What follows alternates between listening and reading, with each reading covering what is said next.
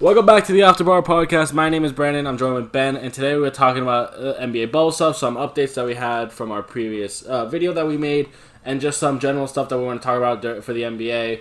The playoffs are a week away, and we're going to start getting into some discussions in this video. But first, I do want to lead into it with the NBA awards. We did cover it in a video. Go check it out. Our predictions for awards. Here are the finalists that the NBA has come out with. So MVP is Giannis, Harden, and LeBron. I kind of find it funny, you know that dragon meme where it's like two dragons are very serious and the one's like, yeah that's Giannis and LeBron are the serious dragons. Because there's no way Harden's winning it. Well, Harden, honestly, Harden's had a pretty great year pairing alongside Russell Westbrook. Yeah, but I mean, comparing to the years. Yeah, and LeBron has, yeah, I know, I completely agree, and that's why I believe LeBron will win. Rookie of the Year, they have Ja Morant, Kendrick Nunn, and Zion Williamson.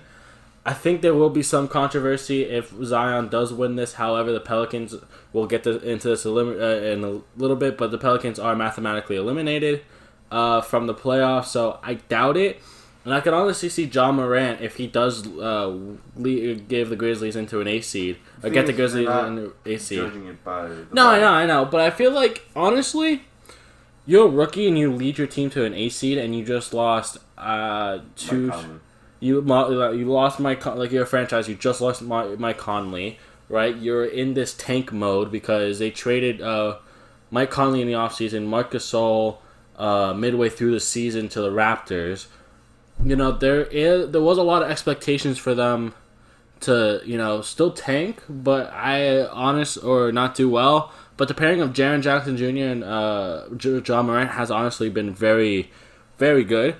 So, I mean, obviously Jaren Jackson Jr. is injured and they haven't really been able to win games. But I honestly believe it still should be Ja Morant. Kendrick Nunn does have a bit of a shout just in this. He's undrafted. I think that's right. One thing going I think statistically he hasn't shown that he's like better than Ja Morant, but I think for an undrafted rookie, I think it's right. And I think he's like the first undrafted rookie to reach 1,000 points or something like that. Yeah, something like that. Yeah, I think the undrafted story is really going to kind of push and maybe give him some momentum. And again, Zion. I mean, obviously Zion was going to be in this conversation. I mean, I really don't see any other rookie that could be in this conversation.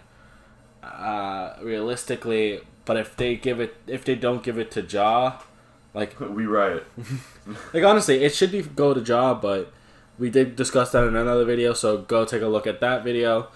Defensive Player of the Year, we have Giannis, Anthony Davis, and Rudy Gobert. Again, Rudy Gobert could win a three-peat here. I mean, he's back-to-back Defensive Player of the Year. Now he could possibly win a three-peat. I think a lot of people are tipping Giannis to win both MVP and Defensive Player of the Year, which probably is the most likely outcome, even though I do believe LeBron's going to win MVP, but that's just what I believe. Sixth Man of the Year award, which honestly I'm not too mad about, is, even though I do believe Dragic should be in this conversation, is Montrezl Harrell, Dennis Schroeder, and Lou Williams. Yeah, I think Dragic does really good. I mean, a lot of people were kind of looking at his uptick in his career because last year he didn't play well. I mean, last year he was injured a lot, but he still didn't play well when he was on the court. And to kind of say, okay, I'll step back and I'll be that 20-point per game off the bench player for a team that if he's not there. Because look, you take out Lou Williams to wings and Montrezl Harrell for a family discussion, they almost beat the Lakers.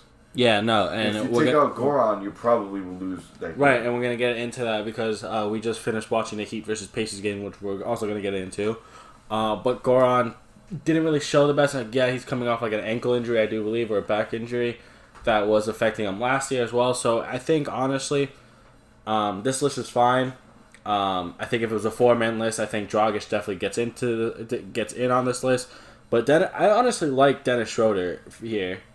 I really do like Dennis Schroeder in this slot here, just because, Montrezl Harrell and Lou Williams are obviously like high production players, but Dennis Schroeder, like, he's had a great kind of career resurgence. I mean, he never really fell off.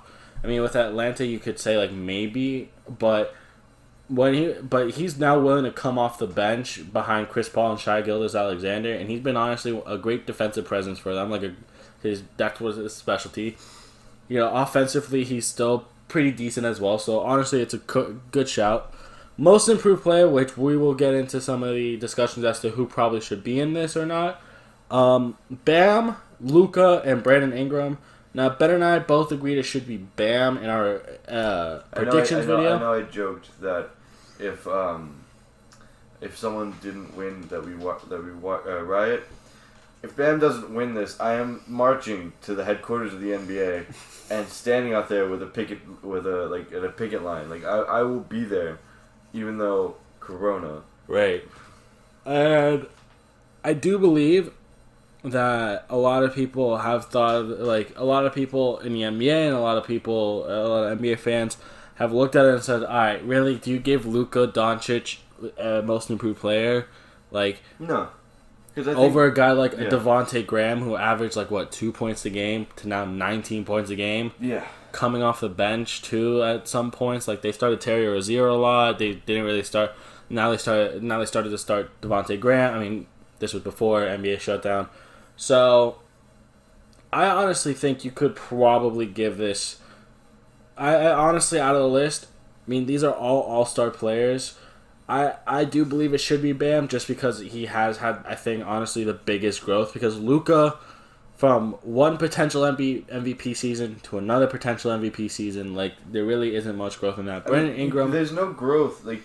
He was Rookie of the Year, so there's no real growth from that, I think. Brandon Ingram, you could make the case for it, but he still was in a pretty good system with the Lakers. I know he really didn't play well or really didn't fit in with LeBron, but he still was able to put up points. Bam came off the bench last year. I mean, there is a serious case for Bam. Bam's a first-time All-Star. I mean, so is Brandon Ingram. But Bam came off the bench last year, pretty much, had to convince Spo that he was, better suited to be starting over Hassan Whiteside. He gets the start. He starts playing better. He makes run more efficiently just because he's quicker, he's faster, he's point center Bam. Yeah, he's a point center. He his ball handling and passing have gone through the roof in my opinion, in potential and ability. And if you want to talk about development, I mean, no one saw this out of Bam coming out of college. No, yeah. He was because he was in the one and done system, so no one saw this out of Bam. And Miami took a late lottery pick on him. I remember where it was when they drafted him. But yeah, I mean, this was incredible development by Miami, and he's turned into a monster. Right. I mean, also, you can't really disrespect Brandon Ingram here. Also, no, of course. Look, I mean, he's the second one up, I think. Yeah, I mean, to be honest, Brandon Ingram just looks fantastic. I mean, now in his new Pelicans role and system, Lonzo doesn't look as well, but it doesn't look that great. I mean, defensively, yeah, but offensively, not really. But also, when you're the primary, Brandon Ingram is gonna be. Brandon Ingram has been the primary scorer since Zion was injured, but still, when Zion came back, he still averaged 20+ points a game, and he averaged 25 going into the All-Star break. I know, but you're also taking Bam became that second star, while for most of the time Ingram was that one guy. On the Lakers, maybe. No. On the Pelicans, yeah, for sure. Before Zion. Before Zion got there, because I mean, you think about their rotation. I mean, Jackson Hayes, J.J.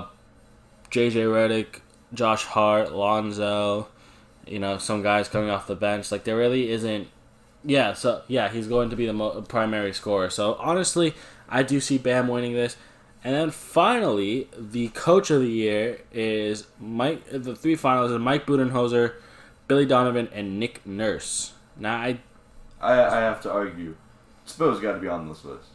I don't think he wins. I think Nick Nurse wins this one, but Spo's at least got to be in the top three, because you take the team that he had. And I know this also goes down to executive of the year, but you also, the coach is in on this as well. You have to see just there's a reason why they've shut down Milwaukee. They shut down Milwaukee 2 out of 3 attempts. There's a reason why they shut down Philadelphia 3 out of 4 attempts. Right. There's a reason why they haven't. They shouldn't have lost to the Raptors, or they they basically. I mean, the 3-0 against the 2-0 against the Pacers. Yeah. It was another tough Eastern Conference side.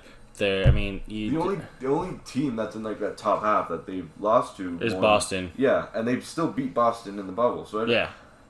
I know bubble doesn't count, but I think he should at least get in the top 3. No, I honestly think bubble should count in some aspect, but I think this decision was made probably before bubble, if anything. So the 3 candidates, again, are Nick Nurse, Mike Budenholzer, and Billy Donovan. Ben and I, in the predictions video, both said Billy Donovan. No, I said Nick Nurse. You said Nick Nurse? Yeah. Oh, I said Billy Donovan. Okay, my bad. Ben said Nick Nurse, I said Billy Donovan. Mike Budenholzer did win it last year. I mean, he just led not the Raptors. Nick Nurse just led the Raptors to a second place finish that I think no one really expected since the departure of Kawhi. I mean, Siakam has really stepped up for them this year. Kyle Lowry's also putting up some good numbers. I mean, we saw a little bit of decline from Marc Gasol, but Fred VanVleet also has been killing it as well.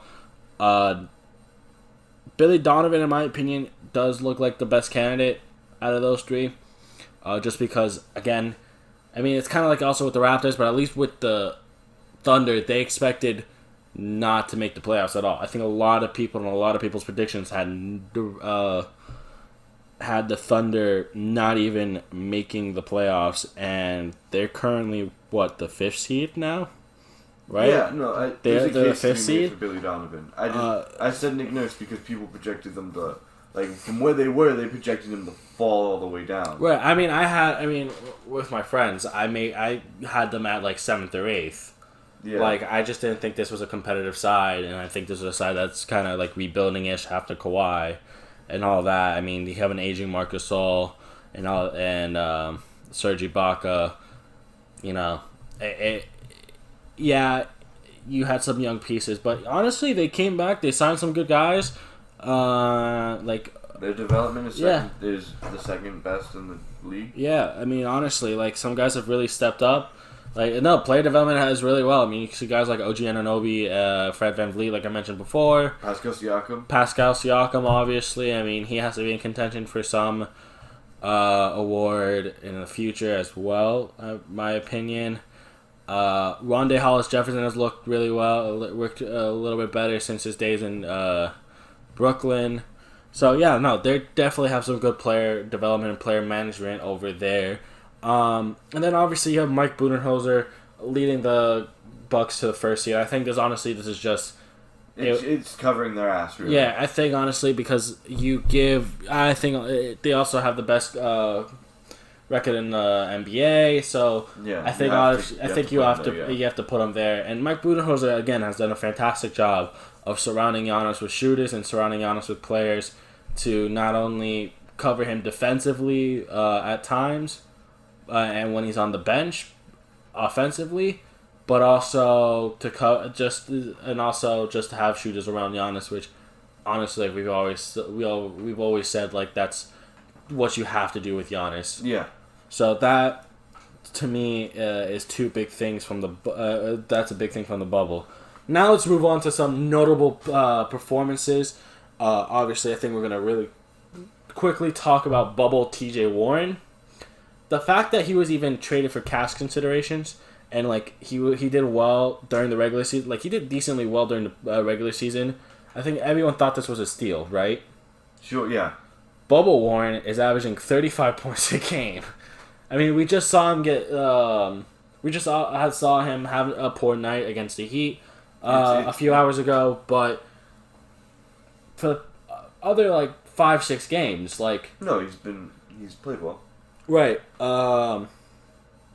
It just I think a lot of people with the bubble. It's such a different aspect that anyone could play. And I'm not discrediting T.J. Warren. He's a good player. It's nowhere near Butler's level, but good player. But I just think that in the bubble, there's so much that could change. And I think I think for them, they probably needed someone to step up, especially with Depot coming back. He probably wasn't as match ready as probably he was. So I think they needed someone to step up, and I think he's played incredibly well. I'm not discrediting him. I think another thing we have to talk about are the Suns. Right, obviously the Suns have been killing it. They're 6-0 in the bubble as of this recording. Devin Booker is honestly playing out of his mind, out of his skin. He's so great. Draymond Green will take a $50K fine for instigating. Which is honestly incredible. Like, he's played so well. That game winner over the Clippers, he got double teamed by Paul George and Zubac. Then he got triple teamed once Kawhi came over to help. He had like 4 guys on him at once at like one point. Shot it over Paul George, who's been considered one of the league's best defenders. Like, and he just made an iconic picture. That iconic picture with him on the floor, just that's iconic now. I mean, that's an iconic, legendary photo. Okay. The memes are great, but the Suns changing their logo from that one to him lying on the floor on Twitter, great. Yeah. But honestly, it's a great photo. But more into his performance, like, he honestly has been putting on a show. Yeah. Like, I watched him play against the Heat. Like, he was almost unguardable at times. He was unguardable. It was, it's infuriating to it's one of those guys who it's infuriating to watch if you're rooting against him, because there's just some times where you're just like, come on, can't even stop come on. him. Yeah. It was like Pat Riley was talking about Larry Bird, and he kept saying, "Oh, take his airspace away, take his airspace. Everyone get in his space." And Larry Bird just kept making shots, and it was infuriating. Right. I mean, I'm not to compare Larry Bird with Devin Booker, but I mean, it was just, you couldn't do anything to guard him. Yeah, no, it's very scary, the potential of this young NBA player. I think we're just also barely scratching the surface with this one. Like, yeah, everyone's seen his shooting and the fact that he's able to take players off the dribble and also score in pretty much any facet. But I honestly believe there's still more playmaking in him that could improve, and definitely more off-ball movement that he's fantastic at, but like there's still a bit of improvement for him. Like, and honestly, Devin Booker, it should be something the Suns really hold on and keep and really push to make a team around him. Yeah, I think he's also been helped out a little bit by DeAndre Ayton coming back. Right, but but DeAndre Ayton's also like a very good player. Yeah, like there's a reason why he went number 1. Right, he's also a very good player, a very multifaceted center that is now a modern NBA center. So definitely a dynamic duo. Obviously, there was the Kobe and Shaq comparisons during the draft and after the draft as well. But for sure, I think there's a shooting guard in the center, right? Yeah, it's not. But I do believe if they do have the right pieces. Like, I think Ricky Rubio, Dario Saric are definitely good improvements. Aaron Baines, Frank Kaminsky, another 2. They drafted this guy named Cam Johnson, who looks like who can be just a guy that you stick in a corner. But he also has been looking pretty good. They honestly, the Suns do have a bit of a future, and honestly, we're gonna get into race for the 8th. But I just to give you a little bit of spoiler, I do believe the Suns can make a big push in these last final seeding games. But we're gonna get into that in a little bit. The other one I do want to bring up is Michael Porter Jr. I mean, this guy I always been hot on since high school. I mean, he was a high school All-American. He was a McDonald's All-American. He only played like 8 or 9 games in college at Missouri, just because he had injury, dealt with back issues, and that's why he slipped so far in the draft. I honestly would have liked the Knicks to pick him there, just because. I mean, I'm not a Knicks fan, but if I was a Knicks fan, I would have loved to take him instead of Kevin Knox in that draft. But what a steal the Nuggets got! Like, he's averaging 26 points per game, 10 rebounds, on shooting 57% on the field. Like, this man is incredible. Yeah. This man has been, he has been honestly one of the main scorers since because Jamal Murray and Gary Harris are out. Or they were out, now Jamal Murray's back, but. Yeah. And the Nuggets have, I wouldn't say a track record, but taking kind of odd toys and making them really, really good. We see Jokic. We're now seeing with the 7'3" absolute incredible player, Bol. But I think the Nuggets have an knack for doing that, and I think everyone should have known once they picked Michael Porter Jr. that he was going to be something special. Yeah, I honestly do believe that Michael Porter Jr. is going to be the next big deal, and I definitely feel like with him, Jokic, you factor in Jamal Murray playing well, Will Barton, Gary Harris, like if they're able to keep Paul Millsap, even though his numbers aren't great, efficiency wise, fantastic. Jeremy Grant is another great piece that they have that I've always been hot on ever since that trade, ever since he was at Oklahoma too. Like honestly, great performances by those players. The other person I did want to bring up, and more performance wise, more like games that they've done well in. Luka against the Bucks dropped 36 points, 14 rebounds, and 19 assists, and that 19 assists is a career high. Absolute fantastic performance by him. Honestly, this is like nothing short of what we should expect from Luka. Just because I always believed that he was going to be that type of player. Definitely is going to be like the next big thing in my opinion. Dame dropping 51 points against the 76ers after that big controversy and big back and forth between him and Pat Riley and Paul George, and now apparently families are getting involved. It turned ugly real quick. We're not really gonna delve into the controversy surrounding it, but Damian Lillard, I think him and Melo are really trying to will the Trailblazers into the playoffs, and I think this is now a good transition into the race for the eighth. If we take a look at the standings real quick, Grizzlies are obviously in eighth, but half a game back are the Trailblazers, and a game back are the Suns and the Spurs. Obviously, we said the Pelicans and the Kings are mathematically eliminated. The Kings are 3.5 games behind the Grizzlies, and the Pelicans... No, wait. Yeah, no, I'm right. Quick mess. Pelicans are 2.5 games behind, and honestly, I think this was kind of expected just from them too as well. But the Spurs and Suns, and Trailblazers all racing for that A spot.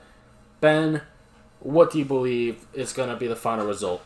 Well, they also have to play those extra games to, I believe, for the 8th, right? After the last two, right? They have to play those extra games if there's a tie. Okay. If I do believe it's a tournament if they tie.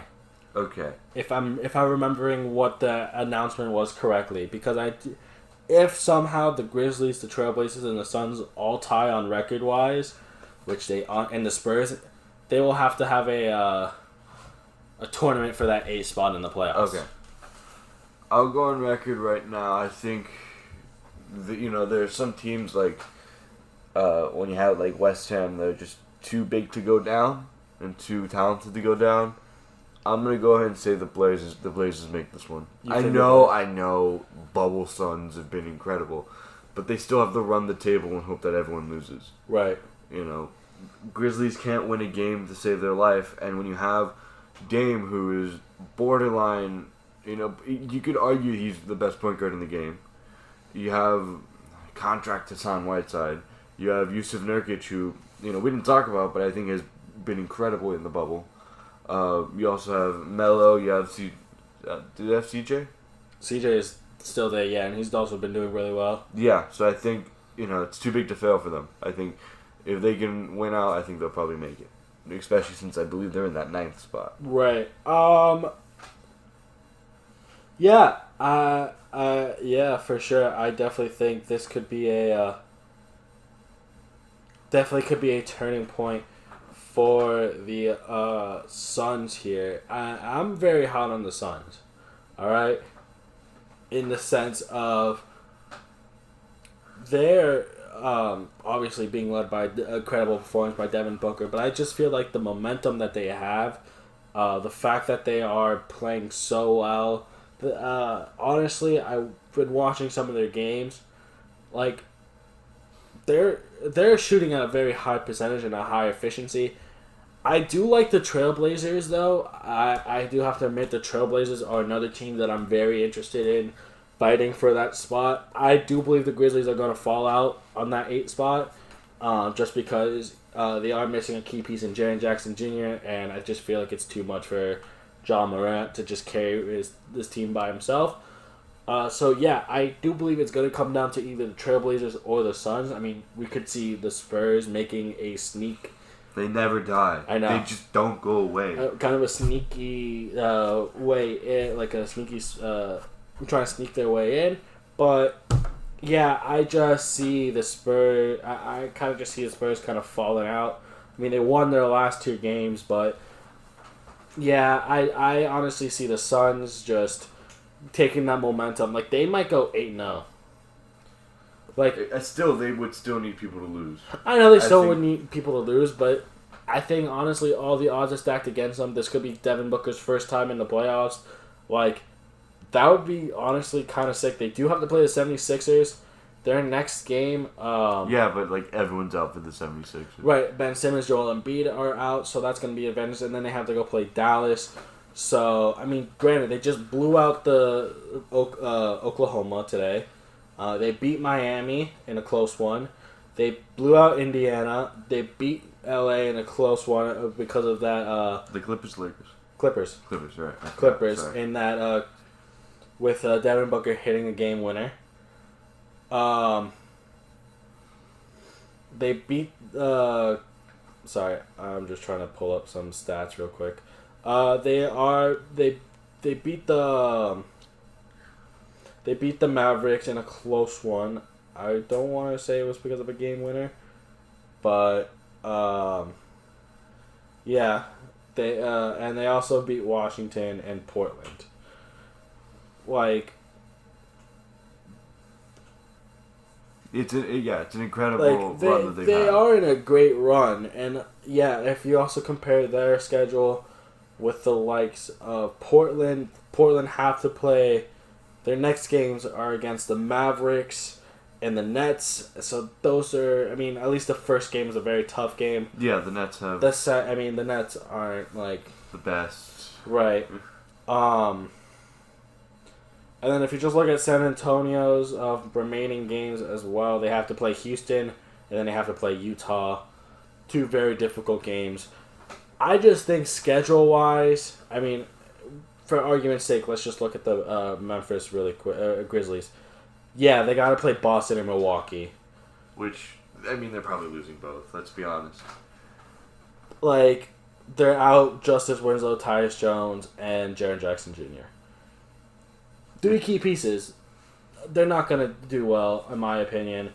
I think Phoenix are in a prime position to jump the Trailblazers and Memphis. Make the A spot, have Devin Booker ball out in the playoffs. Obviously, probably get swept by the Lakers, but we will do a playoffs preview once all the seeding games are done and once the playoff matchups are set. But Ben, really quickly, listening to the final schedule, any changes to your predictions? Blazers, you still believe could make it? Yeah, it's too risky to bet on the team that needs that doesn't control their own fate. I think Melo, who has really stepped up for them, has been in this position before where he needs to really pull a team, and they have the pieces to do it. I think they'll probably overtake. Right. I mean, another standout player performance that we do have to bring up is Gary Trent Jr. I mean, the guy has been shooting lights out for the Blazers. Obviously killing it for them. I think he's shooting like close to 50-something% from 3. Like, it's incredible.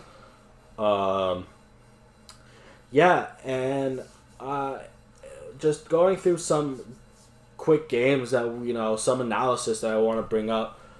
The Lakers, honestly, with even at their full strength, I predicted them to go to the finals. But I honestly, after seeing the Clippers game and seeing that blowout to Oklahoma, I'm not sure I'm convinced. I mean, they just barely beat the Nuggets as well on a Kuzma 3. Honestly, I'm not so convinced anymore that the Lakers could pull out, especially when they're missing They're missing the creativity from point guard. Yeah, from Rondo and Avery Bradley, and I think that's going to be a big key factor for them. Yeah. Going into this, going into the playoffs. You know, it is going to be interesting to see how well the Lakers do, but just looking at some of their games, it just honestly, in my opinion, I'm not convinced anymore. I'm not gonna lie. I think the one factor going in is, are they taking it seriously? Because they didn't they have the number one spot taken already? No, they have the number one spot. Yeah, so they already have the number one spot. Why play? If they play at half speed, not half speed, they're not going to try. No, what I'm saying, if they don't play at their fullest, they still have the number one spot. Then you go in and you have all the energy, you have playoff LeBron.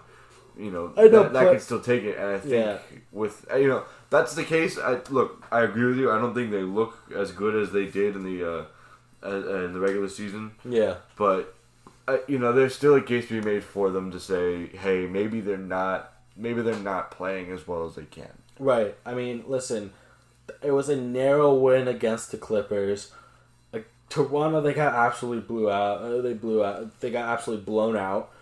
I think because honestly, they just shot the ball poorly. The same thing in that Oklahoma game. Like, Danny Green could not buy a bucket. Honestly, I was watching that game, and to be honest, just a quick side note: Shai Gilgeous-Alexander looks like another Chris Paul. Like, I'm being for real. Like, whatever intelligence, whatever Chris Paul has instilled with him, you could clearly see in Shai. And honestly, it's the State Farm commercial. He's just another performer. He's just another player that honestly has a very bright future. I mean, if you look through Oklahoma's lineup as well, they have a ton of players that have been stepping up for them.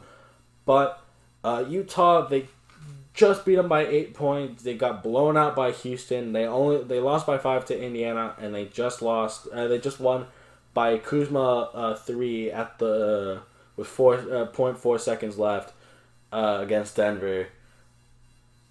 Their last game is against the Kings Thursday. They should coast that one. I mean, yeah, but in my opinion, I'm not overly convinced. I'm not overly convinced anymore. No, I'm not. I wasn't convinced before because I always thought the Clippers would make the finals. But even now, it still puts a little bit more doubt in my mind that the Lakers can do it. But I would say the Lakers still are the favorites. I still see them I still can see them as the favorites to making the finals. Yeah. I thought the Clippers were, just because Luo put it best. You have two guys coming off the bench going 18. But I mean, also the length. I mean, listen, both teams have length, and Lakers have more size, but they both have length. They both play. They are now adapting to that 3-point game. I mean, at times during that Clippers game, like, it was almost hard to play Anthony Davis just because it was like, how is he going to fit on the court? Almost. Like, even then, he was their best player. Right. I mean, when he had to go up against Marcus Morris. One of the Morrises. Yeah. It just looked like he was, like... I mean, not slow, but obviously you're playing a center. I mean, you're playing a center... And in a small ball lineup, it's not going to go well, even though it's Anthony Davis, and he is just a freak of nature, and he's a very talented player. It just didn't really look like he fit in well. But honestly, in my opinion, I'm not overly convinced by the Lakers anymore. But if we just quickly now go over to the East, which I just want to quickly point out, the Wizards are doing so poorly that the Hornets, who didn't even qualify for the bubble, have a better record than them now. Like, Scary Terry did it, guys. Like, that's just funny. That's just like, it's just really funny. Yeah. I don't know. But yeah, you take a look at the East. I mean, the 76. We just quickly take a look at kind of a race that no one's really talking about just because they've already qualified for the playoffs. The 4th spot, I feel like, is a big race, in my opinion. Yeah. The Heat currently hold that at with a 1-game advantage over the Pacers, and they could and a game and a half against the 76ers. Right, they can clinch it against them. on Friday against them, and I guess On Wednesday, on Wednesday against the Thunder, they can definitely clinch it. Because they still hold the advantage over the next two teams. Right. 76ers lost Ben Simmons and Embiid to injury. I honestly... they just don't look good anymore. I don't know why. Oh, wait, anymore? No, okay. Last year they looked great. Okay, fair enough. You have to make a case. Last year they looked great. Like, honestly, they had a good stretch and a good run where honestly it seemed like everything gelled together, and I honestly believe it was because of Jimmy's leadership.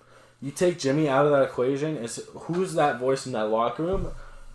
No one. Richardson was. That was the funniest part. Richardson was the guy yelling at everyone in the locker room after one of the worst losses. Right. And I thought that shows Miami how good. Right. Miami It shows is. Yeah. Yeah. But anyways, I thought that was incredible. I thought that was an incredible thing. I've never been a big fan of the 76ers this year. I don't like how they're built. I just don't. They built to stop Giannis, but then against any other team that either catches them on a poor shooting night or can set up defensively against them, which Miami could do both. I mean, at least 1.5. No, Miami could do both, and we saw that throughout the regular season. Yeah, they slapped a 2-3 defense, which is really easy if you have Embiid to break, because all you have to do is push him up to the middle. Right. All you have to do is push him to the top of the key. And I mean, that's what the Pistons did to the Lakers, and that's how they won the 2004 title. Right, but they pushed Shaq up. I know, but Embiid is way more versatile than Shaq was. No, obviously Shaq was just a force inside. Can just push people. Right, but they pushed him up. They pushed him to guard up and play up more. So that's and the Heat kind of instilled that. I'm not too convinced. If the playoffs ended now, if the season ended now, they would have to play the Celtics. I don't. Celtics are too good. Yeah. I don't like saying that, but the Celtics. I mean, I think someone for most improved that could have been in the race, not just Jason Tatum, but Jaylen Brown. I thought I had a really good year this year. Yeah, no, that's definitely another person that has been one of the big performers this year for them. I never really liked the Al Horford signing. That to me was It made no sense. That to me didn't make any sense. I mean, you also saw they let go JJ Redick. Yeah, they could have invested in the bench and had a better team. Yeah, honestly, you give Tobias Harris his money, that's fine, but then you invest Jimmy's max contract into the bench, and that's what they should have done. Korkmaz is doing great. Mike Scott is fine. I really can't name anyone else. Matthias Thybulle, he's all right. He's a good draft pick. He's right. Well, defensively, yeah, he's been really solid for them. But honestly, I don't see it. I don't see the 76ers, doing well. Obviously, I think it's just shown. I've never been a fan of Brett Brown. No. I think this could be the signal of trust the process isn't working now. I mean, granted, they've been having to deal with injuries. Josh Richardson has been in and out with injuries all year. Ben Simmons and Joel Embiid as well. I mean, not in and out, but they have had injury bugs and issues through little spurts of the year. But I think, honestly, it's just the emergence of the Heat and Pacers as being, two better teams. Better teams and two pretty solid defensive sides. Both of them putting up great defensive numbers. Nate McMillan's obviously is a very defensive heavy coach. Same with Spo. So it's definitely a race for the fourth. I honestly believe that fourth spot is very interesting. I think it could prove to be very beneficial to whoever gets it, because the fourth, beneficial. You play the fifth spot, which I think, honestly, if you and I both agree, it's probably going to be the Pacers and the Heat in the first round. I think it's staying the same. Yeah. I think that's probably why no one's talking about it, because it's probably going to stay the same. Yeah, I just wanted to bring it up because I thought it was interesting that they're all within a game and a half of each other. I mean, they have to play the Pacers, and I think the Heat could probably beat the Pacers. And then they have to go ahead and play the Bucks. I mean, and that's going to be the most interesting matchup. Yeah, and then obviously the winner of Raptors and Celtics. So, right, yeah, 2 and 3. So, yeah, I honestly, the 4 spot's very interesting. In my opinion, just because of what matchups we could see. Granted, it probably is going to stay the same, but I just wanted to bring it up just because they were just all really close to each other. And yeah. I know the 8th is getting more talked. That 8th spot in the West is getting more talked about, but I wanted to bring this up just for shits and giggles, really. But I do believe that is going to wrap up today's video. I hope you guys did enjoy. If there's anything we left out, anything you want to add, let us know in the comment section down below. Also, don't forget to like and subscribe if you did enjoy. A quick reminder to follow us on Instagram and Twitter. We are posting a lot of content on there. Yeah, that's pretty much it. Ben, anything you want to add? No. Okay. No, I'm good. Solid. Hope you guys did enjoy, and take it easy, stay safe, and don't forget to like and subscribe.